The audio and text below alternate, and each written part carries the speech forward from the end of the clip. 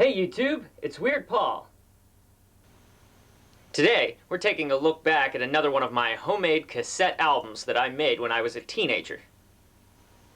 I'm celebrating the 30th anniversary of the World According to Petroskey, which I completed in August of 1987. The World According to Petroskey was my 6th full-length cassette, coming after Half-Live Petroskey, which I'd completed 6 months earlier. In early 1987, I was really into progressive rock music, like Pink Floyd and especially Rush. These bands were known for doing concept albums. I bought the Rush album 2112 on February 15th, and it inspired me to attempt my own concept track. I spent March and April writing up detailed plans for this ambitious project and composing all the lyrics and music.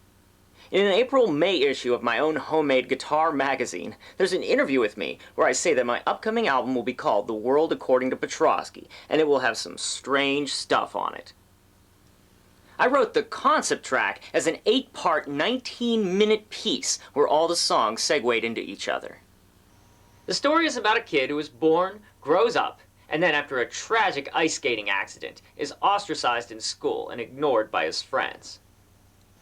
I started recording the concept track during the first week of May 1987.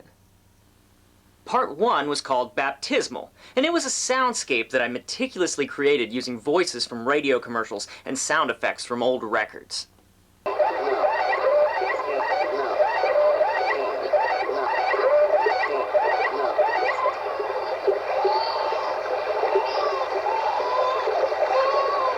The only way that I was able to do these tape manipulations at the time was using that primitive multi-track method that I showed you last year. I had to be very careful because making one little mistake meant that I would have to start all over from the beginning. On May 28th, I recorded the next 2 parts of the concept track. I Have a Cardiovascular System was a title that was inspired in high school health class. I have a cardiovascular system. And part 3, Out of the Freezer, was recorded entirely by tuning the string up and down while playing, instead of fretting the guitar.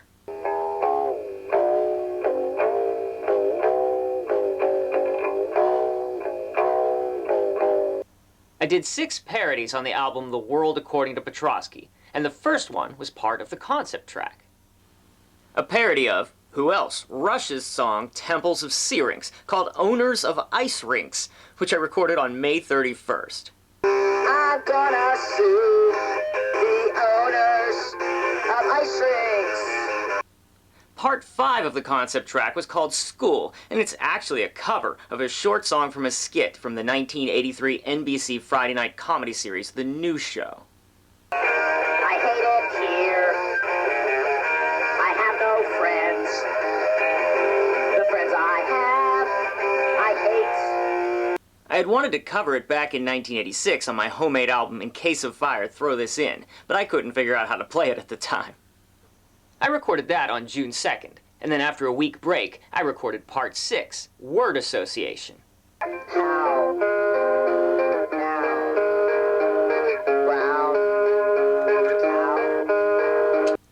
The next day, I recorded Part 7, Looking for Live Legend. This song had been written back in early March of 1987, and some of the lyrics were written by my friend and roadie, Jason.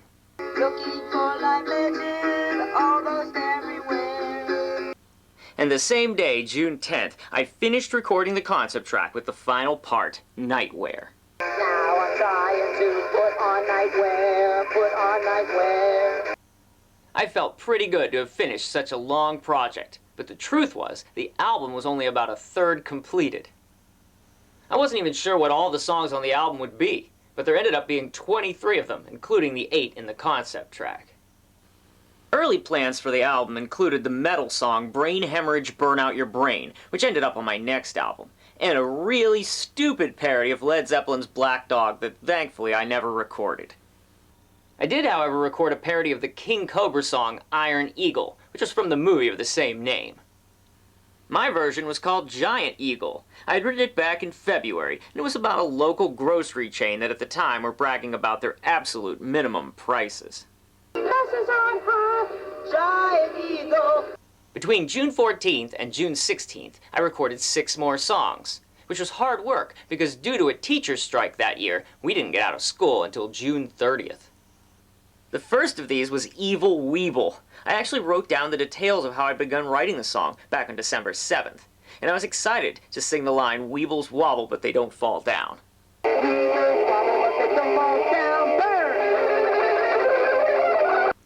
And in art class, I used a computer to make a drawing of what the Evil Weeble would look like. Next up was a cover of a commercial that I'd see on TV in the early 80s during airings of The Muppet Show. It was for a Steubenville, Ohio construction company, and it was called Call Paul.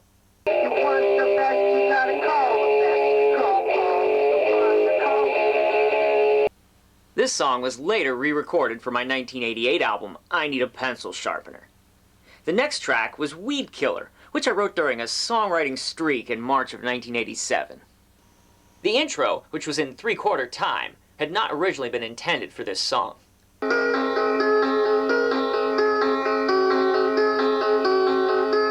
This was the only song on the World According to Petroskey that I made a music video for on September 13th, 1987. Then I recorded Unfortunate Occurrence, which featured lyrics I heard a kid say in my electronics class.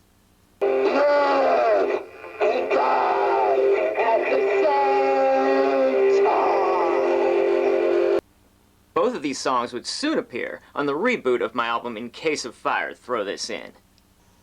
Next up was a parody of Rock You Like a Hurricane by the Scorpions.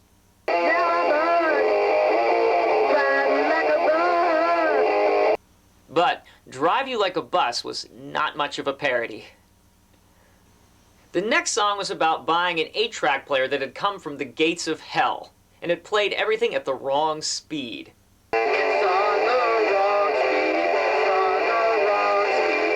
It even played some of my songs at the wrong speed, which I managed by holding the play button down only part way on my tape recorder. My song Bolt Cut did sound pretty strange that way. At this point, I took an entire month off from working on my album. But I wasn't on vacation. I had other projects to do. One was making an album with my sister. We called our band Othello. And the other was producing a whole album by my little brother, who was almost 4 years old. I finished those albums, and I got back to work on The World According to Petroskey on July 15th. The next thing that I recorded was a parody of Ozzy Osbourne's song No Bone Movies, called No Stallone Movies, which I'd written back on February 9th. No Stallone Movies! I mentioned Rocky, Rambo, and even Over the Top. And that same day, I recorded a cover of the Herman's Hermit song, I'm Henry VIII I Am. I'd started listening to the Ramones recently, and I wanted to do a punk rock version of an oldie like they sometimes did.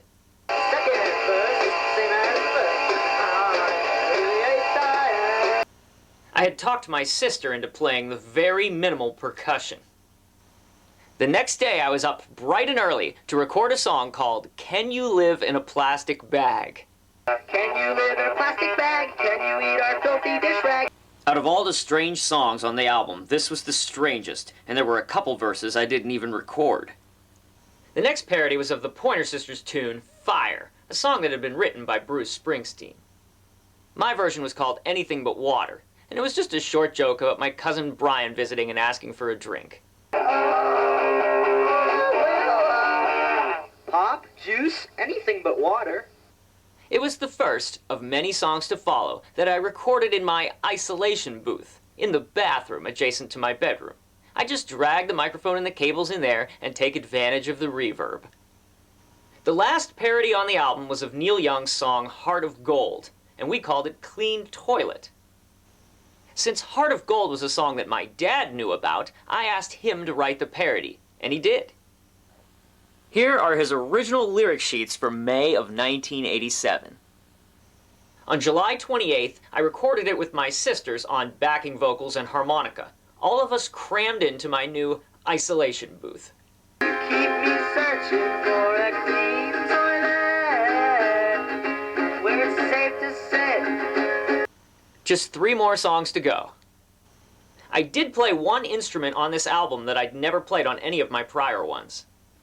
The chord organ is an instrument that is now most associated with the lo-fi artist Daniel Johnston, but I'd never heard of him back in 1987. We'd had a chord organ ever since I was 8 years old, so I decided to compose a song on it.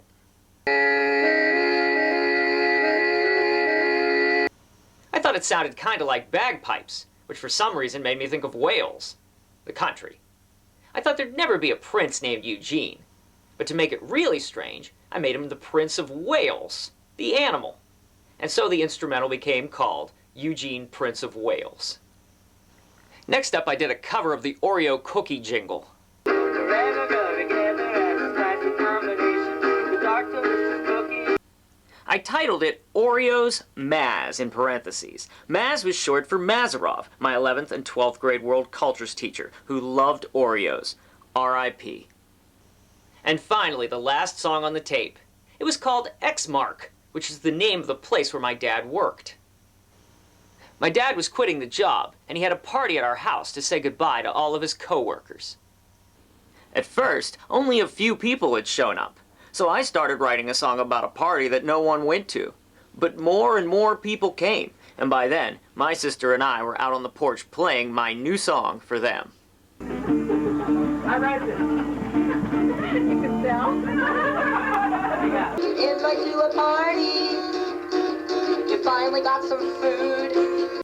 The tape was finally done, and by now it was nearing the end of August. On August 25th, I finished the album cover.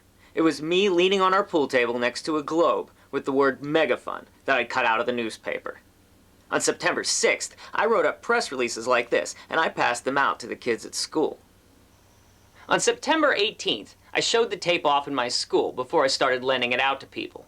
I still remember one of the hottest girls in our class picking it up and looking at it, and then she looked me straight in the eyes. I imagined she was thinking, maybe he's cute. September 21st was the date that my friends started listening to The World According to Petroskey. I'd made up some ads for it on the computer in school. My friend Bob said it was good, and my friend Mark liked it. Now, it was time to do my tour. Here's the poster that I made for my 1987 World Impression Tour. It was only 2 dates, October 24th and November 6th, at my parents' house. I used these iron-on transfers to make a tour shirt. Here's the shirt. I had it on a Christmas Eve show in Syracuse, New York, but that was just a joke. Now, I had to create a stage show for the concept track. Nowadays, people would call it performance art. I played with toys, fell over on ice skates, walked around with a cane, and I even had a flashing light show at the end. I gave out little cardboard souvenirs to the audience. And there was an audience. For the first time ever, some kids from my school actually did start coming to my concerts. But there's still more to the story of The World According to Petroskey, because most of the pieces of music that I've played for you were not from the original tape. Sometime in late 1987, my original tape and only copy of The World According to Petroskey was borrowed by a kid by the name of Al. After a couple of weeks, he still hadn't returned it, so I started asking for it back. He'd always say, "I'll bring it in tomorrow," but tomorrow never came, and he never did return it. Luckily, and strangely since I'd never done it before, I copied the entire concept track before lending the tape to Al. Maybe somehow I knew something was going to happen to it. But the other 15 songs on the tape were lost forever. So in April 1989, while I was briefly unemployed, I re-recorded all 15 songs, trying to make them sound as much as they had 2 years before. Luckily, I still had the photo negative and one extra mega-fun newspaper clipping. In 1990, I released the concept track on cassette tape in an extremely limited edition of 10 copies. They sold pretty quick. And in 2012, the 25th anniversary of the original recording, I released the concept track again, this time on CDR, with an accompanying DVD-R of the whole thing being performed live in the 80s. Only 10 copies. They sold out very quickly. 2 of the rarest Weird Paul releases of all time. I hope that you enjoyed the look back at my 1987 homemade album, The World According to Petroskey. And if you did, don't forget to click on the like button down below. I'll see you soon with more memories. Thanks, YouTube.